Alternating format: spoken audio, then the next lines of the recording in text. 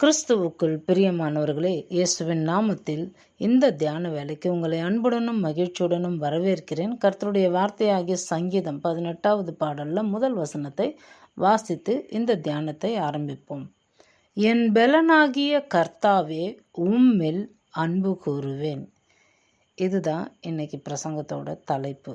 கர்த்தாவே, உம்மில் அன்பு கூறுவேன். நம்ம எத்தனை பேர் கர்த்தருடைய வார்த்தையை கேட்கணும்னு வரும்பொழுது, கர்த்தர் என்கிட்ட பேசணும், கர்த்தர் எனக்கு ஏதாவது வாக்கு தத்தம் கொடுக்கணும், கர்த்தர் எனக்கு ஏதாவது செய்யணும், கர்த்தர் எனக்கு அப்படின்னு வந்துடுறோம். இன்றைக்கி நாம் கர்த்தரை நோக்கி என்ன சொல்ல போகிறோம்? நான் உங்களை அன்பு கூறுறேன் ஆண்டவரே, நான் உங்கள் மேலே அன்பாக இருக்கேன், நான் இன்னும் அதிகமாக அன்பு கூறுவேன் அப்படின்னு நாம் ஒரு தெளிவான தீர்மானம் எடுக்கலாமா? அப்படி நம்ம என்னைக்காவது வந்திருக்கோமா? இல்லை இன்னைக்கு மறுபடியும் வர்றதுக்கு நம்மளை ஒப்பு கொடுப்போமா? ஜெபிக்கலாமா? அன்பும் இரக்கமுள்ள நல்ல பிதாவே, இயேசுவின் நாமத்தினால உம்மிடத்தில் வருகிறோம். இதோ இந்த வேலையில் எங்களை தாழ்த்துகிறோம், ஒப்பு கொடுக்கிறோம். தேவரீர் எங்களோடு கூட பேசும் ஆண்டவரே. பரலோகத்தில் உம்முடைய சித்தம் செய்யப்படுகிறது போல இந்த பூமியில், எங்கள் வாழ்க்கையில், எங்கள் வீட்டில், எங்கள் குடும்பங்களில், எங்கள் பிள்ளைகள் மத்தியில், எங்கள் சகோதரர்கள் நடுவில், எங்கள் சபையில், எங்கள் ஊழியத்தில், எங்களுடைய எல்லா காரியங்களிலும், எங்கள் தேசத்திலும் உம்முடைய சித்தம் நிறைவேறும்படிக்கு ஒப்பு கொடுக்கிறோம். நீர் எங்களோடு பேசும்படி, உம்முடைய வேதத்தில் உள்ள அதிசயங்களை காணும்படி எங்கள் மனக்கண்களை திறந்தருளும். பரிசுத்த ஆவியானவர் எங்களுக்கு ஊழியம் செய்யட்டும். தேவரீர் இப்பொழுதும் உம்மையும் கிறிஸ்துவையும் உம்முடைய கிருபையும் அறிகிற அறிவிலே எங்களை நடத்தும். உமக்கு கீழ்ப்படிய எங்களை தாழ்த்துகிறோம், ஒப்பு கொடுக்கிறோம். எங்களை இன்னுமாய் உம்முடைய வார்த்தைகளின் விளக்கங்களை, உம்முடைய வார்த்தைகளின் வெளிச்சங்களை அறிந்து கொள்ள எங்களுக்கு உதவி செய்யும். அந்த வெளிச்சத்திலே ஒவ்வொரு நாளும் நடந்து தேவன் மீது இன்னுமாய் அன்பு கூற, அந்த நீதியின் பாதையிலே கர்த்தருக்கு ஏற்ற மனவாட்டிகளாக எங்களை மாற்றுவீராக. ஒருவருக்கே துதி, கனம், மகிமை யாவற்றையும் ஏறெடுக்கிறேன் இயேசுவின் நாமத்தில் பிதாவே, ஆமேன். பாருங்கள், நம்ம தொடர்ச்சியாக கர்த்தருக்கு பயந்து வாழணும்னு பார்க்குறோம். கர்த்தருக்கு பயப்பட, பயம்னா என்னது? ஏதோ ஐயோ ஆண்டவர் அப்படின்னு பயந்து நடுங்கி அவரை விட்டே ஓடிடுறது கிடையாது. பயம்னா மரியாதை கலந்தது, ரெவரன்ஷியல் ஃபியர். அதுதான் ஃபியர் ஆஃப் த லார்ட். சரிங்களா?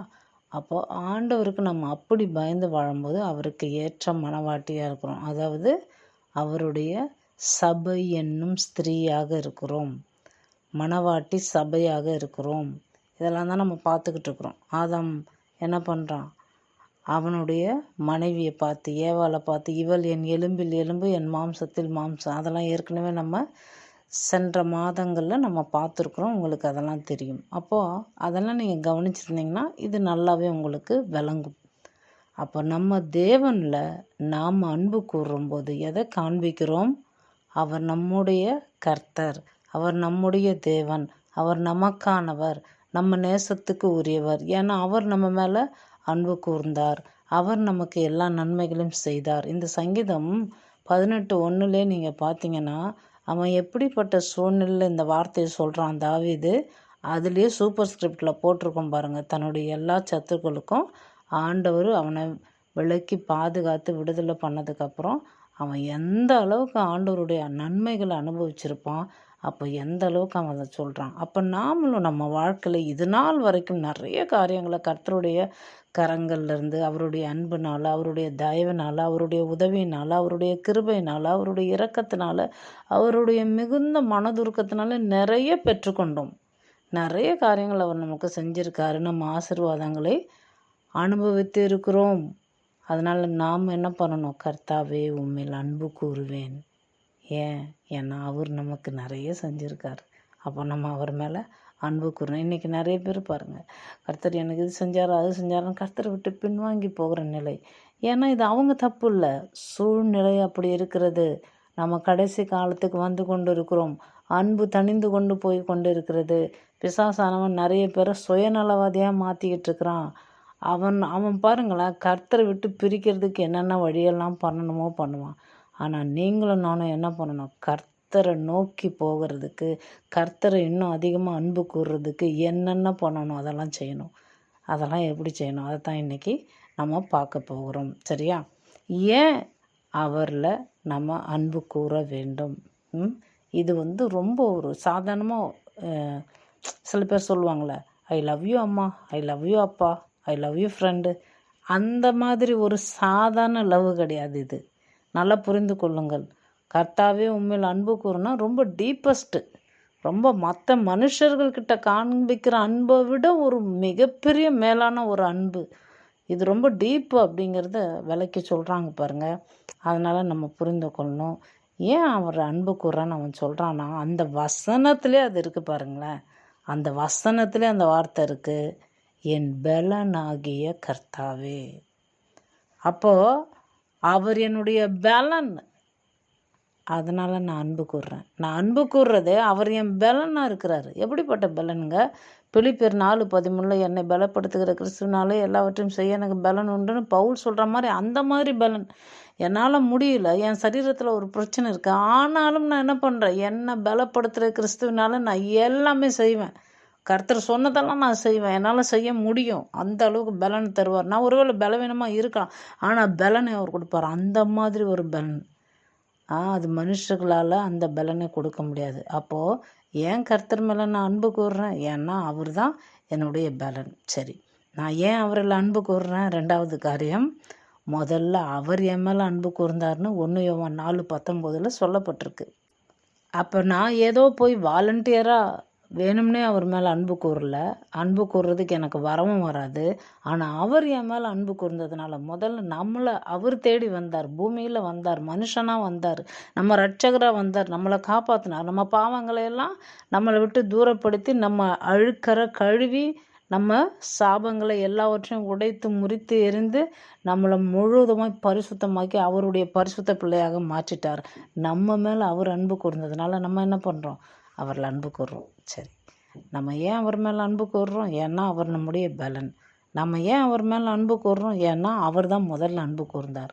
ஸோ இந்த 2 காரணங்களுக்காக நம்ம அவர் மேலே அன்பு கூறுறோம். அன்பு கூறுறவங்க என்ன செய்வாங்க? நம்ம என்ன செய்வோம்? உண்மையில அவர் மேலே அன்பு கூறுறோம் அப்படின்னா 1 யோவான் 5:3 என்ன சொல்லியிருக்கு? நாம் தேவனுடைய கற்பனைகளை கைக்கொள்வதே அவரிடத்தில் அன்பு கூறுவதாகும், அவருடைய கற்பனைகள் பாரமானவைகளும் அல்ல. நிறைய பேர், ஐயோ கர்த்தருடைய கட்டளையா, அதெல்லாம் நாங்கள் கைக்கொள்ளணுமா, ரொம்ப கஷ்டமாக இருக்குது, சர்ச்சுக்கு வாங்குறாரு, ஓய்வு நாள் ஆசிரியங்கிறார், என்னை தவிர வேறு தேவன் உண்டாயிருக்க வேணான்றாரு, என்ன ஓவராக பண்ணுறாரு, இதெல்லாம் என்னால் பண்ண முடியல அப்படின்னு நம்ம நினைக்கிறோம். இன்றைக்கி ஆண்டவராக இயேசு கிறிஸ்து மரித்து விட்டார், சிலுவையில் அறையப்பட்டு விட்டார், உயிர்த்து எழுந்து விட்டார், இன்றைக்கி நம்மளுக்குள்ளே வாசமாக இருக்கிறாரு. அவர் நமக்குள்ளே இருக்கிறதுனால நம்மளுக்கு இது கஷ்டமோ இல்லை, பாரமோ இல்லை, சுலபமாக நாம் அவருடைய கற்பனைகளை கை கொள்ள முடியும். அவர் சொல்கிறத நம்ம செய்யறதுக்கு நம்மளால் செய்ய முடியலனாலும் என்னை பலப்படுத்தி செய்ய வைக்கிற இயேசு ஒருவர் எனக்குள்ளே இருக்கிறதுனால பவுல் மாதிரி நம்மளும் செய்ய முடியும். புரியுதுங்களா? அதே போல் இயேசு கிறிஸ்து சொல்லித்தராரு. யோவான் 14:15 பார்த்தீங்கன்னா, என் கற்பனைகளை கை கொள்ளுங்கள். என் மேலே உங்களுக்கு அன்பு இருந்தால் என் கற்பனைகளை கை கொள்ளுங்கள். என் மேலே உண்மையில அன்பு இருக்கா அப்படின்னா நான் சொல்கிறதெல்லாம் செய்யுங்க அப்படிங்கிறார் பாருங்க. அப்போ நம்ம புரிந்து கொள்ளணும். 1 யோவான் 2:3 சொல்லப்பட்டிருக்கு, அவருடைய கற்பனைகளை நாம் கை கொள்கிறவர்களானால் அவரை அறிந்திருக்கிறோம் என்பதை அதனால் அறிவோம். அவர் சொல்கிறதெல்லாம் நம்ம கேட்கும் பொழுது, அவர் சொல்கிறத நான் கேட்குறேன்னா அவரை நான் இன்னும் அதிகமாக நெருங்கி கொண்டு இருக்கிறேங்கிறது நம்மளுக்கே தெரியும். நம்ம அவர் சொல்கிறத கேட்கலன்னு வச்சிங்களேன், என்ன கர்த்தர் இப்படி இருக்கிறார், ஏன் இதை செய்ய மாட்டார், இப்படி புலம்பிக்கிட்டு இருப்போம். ஆனால் அவர் சொல்கிறதெல்லாம் நம்ம கீழ்ப்படிஞ்சு நடக்க அவர் எவ்வளோ நல்லவருங்கிறத நம்ம அறிஞ்சு வச்சுருக்கோங்கிறது நம்மளுக்கு தெரியும். புரியுதுங்களா உங்களுக்கு? அது பாருங்கள் எவ்வளோ அருமையான ஒரு வார்த்தை. இன்னொரு வசனம் கூட நம்ம வாசிக்கலாம். 1 யோவான் 5:2 பாருங்கள். நாம் தேவனிடத்தில் அன்பு கூர்ந்து அவருடைய கற்பனைகளை கை கொள்ளும் பொழுது தேவனுடைய பிள்ளைகளிடத்தில் அன்பு கூறுகிறோம் என்று அறிந்து கொள்கிறோம். முதல் விஷயம், அவரை நம்ம எந்த அளவுக்கு அறிஞ்சிருக்கிறோங்கிறத நம்மளே அறிஞ்சிருக்கிறோம்.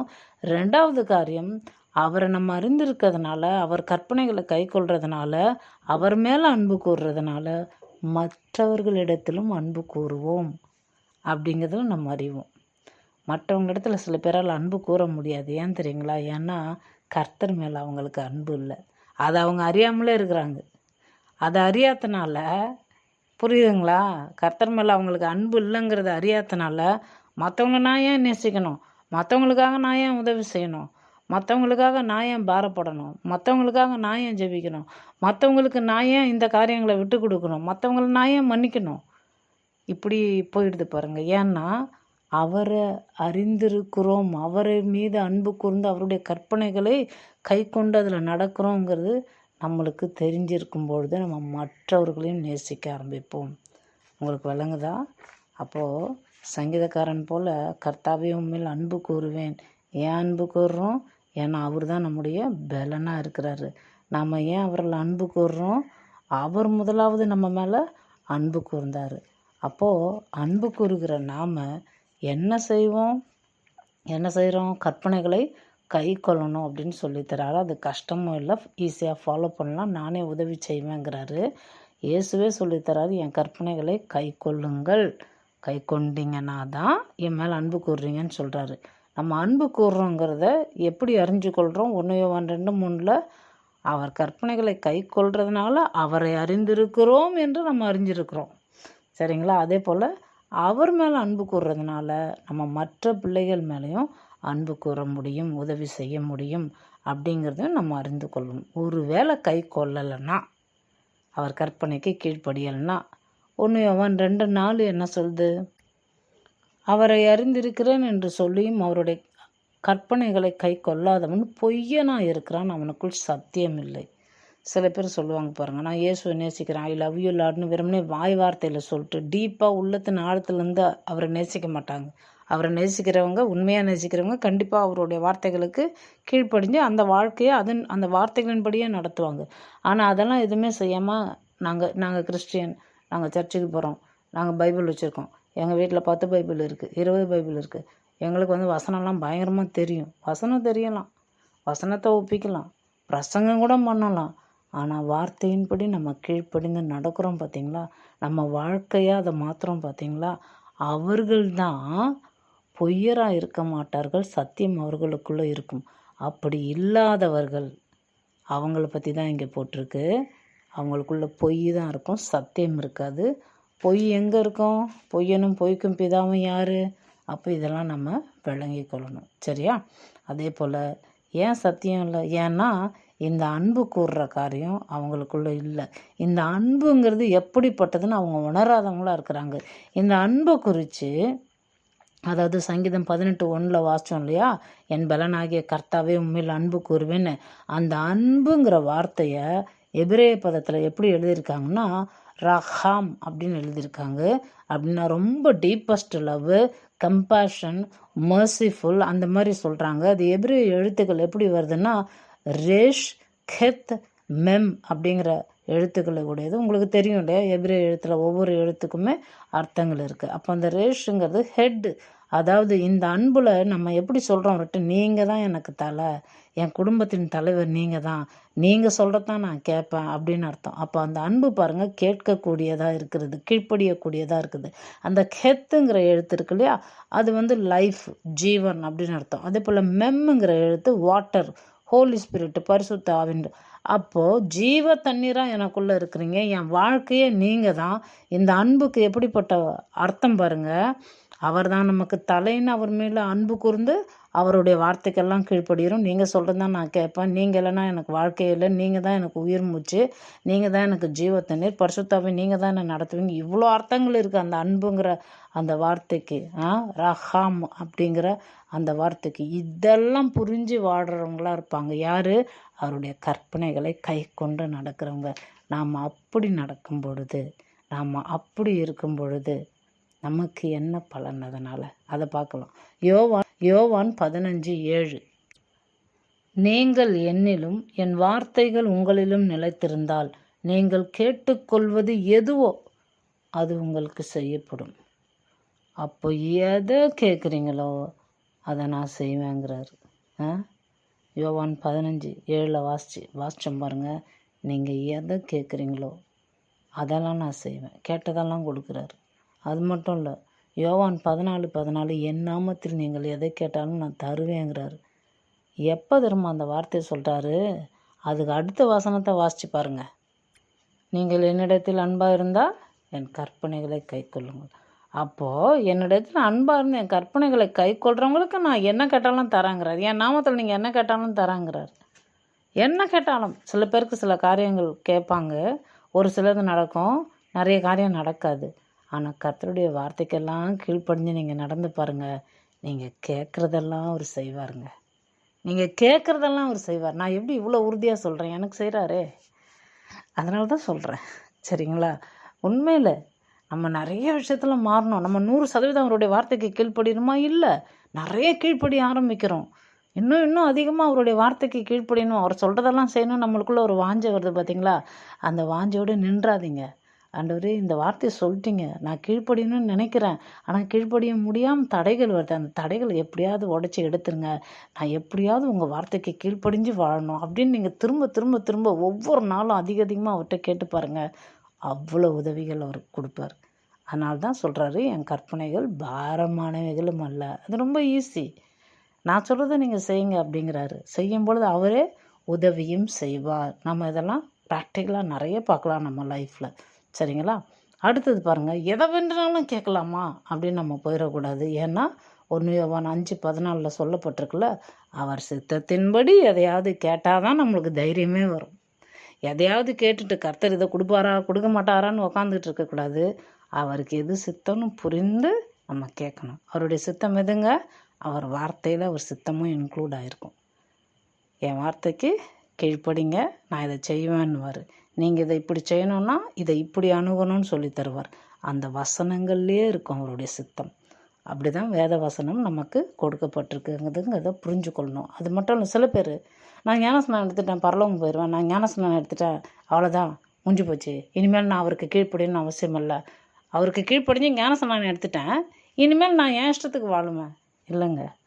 1 கொரிந்தியர் 7:19 சொல்லுது, விருத்த சேதனமும் ஒன்றுமில்லை, விருத்த சேதனம் இல்லாமையும் ஒன்றுமில்லை, தேவனுடைய கற்பனைகளை கை கொள்ளுகிறதே காரியம். நீங்கள் ஞானஸ்நானம் எடுத்தா என்ன எடுக்கலன்னா என்ன, கர்த்தருடைய வார்த்தைகளுக்கெல்லாம் கீழ்ப்படிங்க, அவர் கட்டளைக்கு கீழ்ப்படிங்க நீங்கள் போட்டிருக்கு.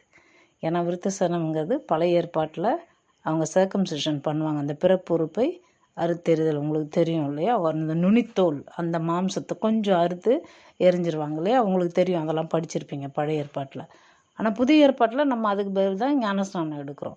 அப்போ நம்ம நல்லா புரிந்து கொள்ளணும், நீங்கள் எப்படி இருந்தாலும் அவருடைய வார்த்தையை கை கொள்கிறது தான் மேட்ரு அப்படிங்கிறத நம்மளுக்கு ஆண்டவர் இங்கே புரிய வைக்கிறார். அது மட்டும் இல்லை, கிறிஸ்தவங்களுக்கு மட்டும்தானா கர்த்தருடைய வார்த்தையை கை கொள்ளணும், மற்றவங்களாம் எப்படி வேணாலும் வாழலாமானா? கடைசியாக ஒரு வசனத்தை வாசிச்சுட்டு நம்ம இந்த பகுதியை நிறைவு செய்யலாம். பிரசங்கி புஸ்தகம் 12வது அதிகாரம் 13வது வசனம். காரியத்தின் கடைத்தொகையை கேட்போமாக, தேவனுக்கு பயந்து, கர்த்தருக்கு பயப்படுகிற பயம், அவர் கற்பனைகளை கைக்கொள், எல்லா மனுஷர் மேலும் விழுந்த கடமை இதுவே. பார்த்தீங்களா? ஆண்டவருடைய வார்த்தையை அவன் இவன் கிறிஸ்தவன் இல்லை, எல்லார் மேலேயும் கொக்கி போட்டு வச்சார். பார்த்தீங்களா? நம்ம ஆண்டவர் எல்லாரும் அவர் கற்பனையை கீழ்ப்படிஞ்சு ஏற்றுக்கொண்டு அப்படி தான் வாழணும். அப்படி வாழறவங்களுடைய வாழ்க்கையில் இந்த பூமியில் இருக்கும்பொழுதே நம்ம வாழ்க்கை பரலோகத்தில் இருக்கிற மாதிரி இருக்கும். அவருடைய பிரசன்னத்தில் நம்ம இருப்போம், அவரோடு கூட சந்தோஷமாக இருப்போம், அவர் நம்மோடு கூட பேசுவார், தரிசனம் தருவார், நமக்கு தீர்க்க தரிசனங்களை உரைக்கும்படி உதவி செய்வார், நம்ம வாழ்க்கையில் சில காரியங்களை வாக்குத்தத்தங்களை நிறைவேற்றுவார். நிறைய விஷயம் நடக்கும். பரலோகமாக குட்டி பரலோகமாக நம்ம வீடே மாறிடும். நம்மளே ஒரு பரலோகவாசியாக பூமியிலே நடக்க ஆரம்பிச்சிருவோம். இதெல்லாம் சொல்கிறதுக்கு ஏதோ உங்களுக்கு பிரமிப்பாக இருக்கும், ஆனால் இதெல்லாம் உண்மை. நீங்கள் கர்த்தருடைய வார்த்தைக்கெல்லாம் கீழ்ப்படிஞ்சு நடந்து பாருங்களேன். இதை கேட்டுட்ருக்கிற நீங்கள் உங்களில் சில பேர் நிச்சயமாக கர்த்தருடைய வார்த்தைக்கு அதிகமாக கீழ்ப்படுகிறவங்களா இருப்பீங்க. அவங்களுக்கு நான் சொல்கிறதெல்லாம் இவங்க சொல்கிறது உண்மை உண்மை உண்மை அப்படின்னு சொல்லுவீங்க இல்லையா? இன்னும் கீழ்ப்படிவோம், இன்னும் அவர் மேலே அன்பு கூறுவோம். நம்ம ஏங்க அவர் மேலே அன்பு கூறுறோம்? ஏன்னா நாம் அவருடைய மணவாட்டி சபை, அவர் நம்முடைய மணவாளன். கர்த்தருக்கு பயப்படுகிற பயத்தில் நம்ம வாழும் பொழுது நிச்சயமாக அவருடைய வார்த்தைகளுக்கு கீழ்ப்படிவோம். ஏன்னா அவர் நம்ம மேலே முதலாவது அன்பு கூர்ந்தார், அவர் நம்முடைய பலனாகவே இருக்கிறதுனால நாம் அவரில் அன்பு கூறுறோம். அதனால தான் நம்ம என்ன பண்ணுறோம், அவர் கற்பனைகளுக்கு கீழ்ப்படிந்து நடக்கிறோம். அது ஒன்றும் பாரம் இல்லை, அவரே நம்மளுக்கு உதவி செய்வார். அப்போது அவரையும் நம்ம அறிந்திருக்கிறோம் அதிகமாக, அவரை அறிந்திருக்கிறதுனால அவருடைய பிள்ளைகள் மேலேயும் கட்டாயமாக மற்ற கிறிஸ்தவர்கள் மேலேயும் மற்ற பிள்ளைகள் மேலேயும் நம்மளால் அன்பு செய்ய முடியும். அன்பு கூறாமல் இருக்க முடியாது, வெறுப்பு வராது, கசப்பு வராது, மன்னிக்க முடியும், அன்பு கூற முடியும். ஏன்னா நம்ம அவரை அறிந்திருக்கிறோம் என்று அதனால் அறிகிறோம். அவரை அறியாதவர்கள் எப்படி இருப்பாங்க? பொய்யனாக இருப்பாங்க, அவங்களுக்குள்ள சத்தியம் இருக்காது. அது மட்டுமல்ல, இந்த அன்பு ரொம்ப விலையேற பெற்றது, ரொம்ப டீப்பஸ்ட்டு. அவர் தான் தலை, அவர் தான் வாழ்க்கை, அவர் தான் ஜீவன் அப்படின்னு வாழற அன்புங்கிறதுனால தான் அது நமக்கு பலனை பெற்று தருகிறது. அவருடைய கற்பனைகளை கை கொள்ளும் பொழுது நம்ம என்ன ஜபிச்சாலும் அந்த ஜபத்துக்கெல்லாம் அவர் பதில் தராருங்கிறத பார்த்தோம். அது மட்டும் இல்லை, நம்ம ஞானஸ்நானம் எடுத்தோமா எடுக்கலையா அதெல்லாம் அடுத்த கதை, சரிங்களா? அவருடைய கற்பனைகளை வார்த்தைகளை கை கொண்டு நடக்கிறது தான் நம்ம வாழ்க்கைக்கு முக்கியமானது. ஏன்னா இன்றைக்கி நிறைய பேர் அதை செய்யறதில்ல, சும்மா கடமைக்காக ஒரு ரிச்சுவல் ப்ராக்டிஸாக போகிறாங்க, ஒரு கஸ்டம்ஸ், அவங்களுடைய சடங்காச்சாரமாக சர்ச்சுக்கு போய் ஆகணுமே அப்படின்னு போகணுமேங்கிறதுக்காக போகிறாங்க. கிறிஸ்தவங்கன்றதுனால பைபிள் வச்சுருக்காங்க, கழுத்தில் செயின் போட்டிருக்காங்க, அப்படி இல்லை. நாம் அவருக்கு முழுவதுமாக கீழ்ப்படிந்து நம்மளை அர்ப்பணிக்க வேண்டும். அதுதான் ரொம்ப ரொம்ப முக்கியம். கற்பனைகளை கை கொள்ள வேண்டும். இது எல்லா மனுஷனுக்கும் அவர் சொல்லியிருக்கிறாரு, கிறிஸ்தவர்களுக்கு மாத்திரமல்ல. நாம் அதிகமாக அவரை நேசிக்கிறதுனால அவர் சொல்கிறதெல்லாம் லட்டு மாதிரி சாப்பிட்றோம், சரிங்களா? நம்ம ஜெபித்து நிறைவு செய்யலாம். அன்பும் இரக்கமுள்ள நல்ல பிதாவே, இயேசுவின் நாமத்தினால உம்மிடத்தில் வருகிறோம். இந்த வேலையில் எங்களை தாழ்த்துகிறோம், ஒப்பு கொடுக்குறோம். தெய்வீக தயவுக்காக நன்றி செலுத்துகிறோம். சர்வ வல்லமுள்ள ராஜா, இதோ இப்பொழுதும் எங்கள் மத்தியிலே நீர் உலாவுகிறீர். உம்முடைய தயவுள்ள கரத்திற்காக நாங்கள் நன்றி செலுத்துகிறோம். இதோ இப்பொழுதும் உம்மில் நாங்கள் அன்பு கூறும்படிக்கு, கர்த்தாவே உம்மில் அன்பு கூறுவேன் என்று இன்னும் அதிகமாய் அன்பு கூர்ந்து கீழ்ப்படுகிற வார்த்தை எங்களுக்கு கற்றுக் கொடுத்ததற்காக நன்றி ஆண்டவரே. இன்னுமாய் அன்பு கூற உதவி செய்யும். இதை கேட்டுக்கொண்டிருக்கிற ஒவ்வொரு பிள்ளைகளுடைய வாழ்க்கையிலும் உம்மீது அன்பு கூர்ந்து உம்முடைய கட்டளைகளுக்கு கீழ்ப்படிந்து அந்த வார்த்தைகள் பாரமானவைகள் அல்ல, கர்த்தருக்காக நான் வாழ முடியும், வைராக்கியமாய் இருக்க முடியும். இயேசுவின் நாமத்தினாலே அவர் எனக்கு வைத்திருக்கிற திட்டங்கள் தீர்மானங்களுக்கு நான் இணங்கி கர்த்தருடைய வார்த்தையின்படியே நடப்பேன். அது எனக்கு பாரம் அல்ல, அது எனக்கு ஒரு பொழுதும் கஷ்டம் அல்ல. நான் நிச்சயமாக அதை கை கொள்வேன். ஒவ்வொரு நாளும் என் வாழ்க்கையில் அதை பிரயாசப்படுத்துவேன், அபியாசப்படுத்தி இயேசுவின் நாமத்தினால நான் வெற்றி பெறுவேன் என்கிற அந்த நம்பிக்கை இந்த பிள்ளைகளுக்குள்ளே அதிகமாகட்டும் ஆண்டவர். இது எல்லார் மேலும் இருந்த கடமையாக இருக்கிறது என்பதை புரிந்து கொண்டு இன்னுமாய் தொடர்ந்து உமக்காக வாழ்ந்த ஆண்டவரே, உம்முடைய வார்த்தைகளுக்கு கீழ்ப்படுகிற அந்த கீழ்ப்படிதலே மிகப்பெரிய ஆசீர்வாதம் என்பதை கற்றுக்கொள்ளட்டும். தொடர்ந்து உம்மிலே இன்னும் இயேசுவின் நாமத்தினால இவர்கள் உலகின் சுடர்களைப் போல பிரகாசிக்கட்டும் என்று ஆசீர்வதிக்கிறேன் பிதாவே. ஒருவருக்கே துதிகன மகிமையாவற்றை மேறெடுக்கிறேன் இயேசுவின் நாமத்தில், ஆமென். நம்முடைய கர்த்தராகிய இயேசு கிறிஸ்துவின் கிருபையும் பிதாவாகிய தேவனுடைய அன்பும் பரிசுத்தமுள்ள ஆவியானுடைய ஐக்கியம் சந்தோஷம் சமாதானம் இப்பொழுதும் எப்பொழுதும் சதா காலம் நம் ஆண்டவரும் இரட்சகரும் மனவாளரும் ஆகிய இயேசு கிறிஸ்துவின் 2ஆம் வருகை மட்டும் நம்மோடு கூடவே இருப்பதாக. ஆமென். அன்பு கூர்வேன் என்றும் அன்பு கூர்வேன் ஆத்மநேசரே, நேர்த்தியாய் என்னை மண்ணில் காக்கும் உம் அன்பை எண்ணி உயர்த்தி உம்மை துதிப்பேன், கணம் பண்ணுவேனும் நாமம் அதை நாளும், எனதுள்ளம் நன்றி மிகுந்து பொங்க. God bless you.